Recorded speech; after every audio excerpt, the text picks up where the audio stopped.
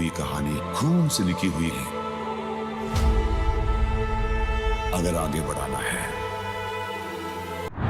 अगर हम आपसे कहें कि सालार ही हीरो है और सालार ही विलेन, तो क्या आप हमारी बात का विश्वास करेंगे? नहीं ना। लेकिन ये वीडियो कंप्लीट होने के साथ ही आप हमारी बात पर 110% नहीं तो 90% तो विश्वास कर ही लेंगे।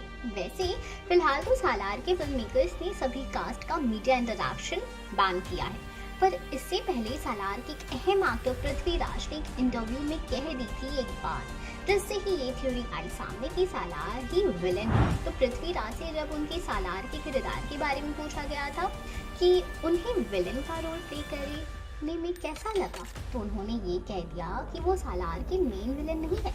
मतलब अगर वो नहीं है तो फिर विलेन कौन है? क्योंकि जब से सालार की अनाउंसमेंट हुई है तब से हम सभी को यही बताया गया और हम सब यही मान कर बैठे हैं कि पृथ्वीराज ही मेन विलेन है। उनका इस बात से इनकार करना हमें मजबूर कर देता है ये सोचने पर कि आखिर विलेन है। तो यहाँ पर दो ऑप्शंस आते हैं, जिसमें से पहले है रॉकी दी मॉन्स्टर और दूसरा है सालार खुद।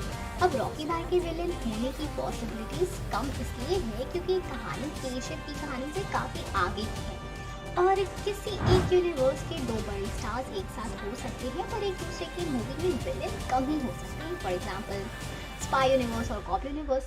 लेकिन सालार के खुद के ही विलेन होने की पॉसिबिलिटी का पलड़ा भारी इस वजह से भी है कि सालार बन रही है दो हिस्सों में और एक और बात सामने आ रही है कि सालार का होगा डबल रोल, जिनमें होगा एक बाप का रोल तो दूसरा एक बेटे का।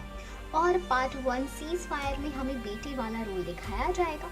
अब आपको यहाँ ये कॉन्सेप्ट कुछ जाना पहचाना लगेगा ही ना, क्योंकि शाहरुख की जवान मूवी में भी यही कॉन्सेप्ट है। और अब यहाँ किसने किसकी कॉपी की है तो दोनों फिल्में देखने के बाद ही पता चलेगा।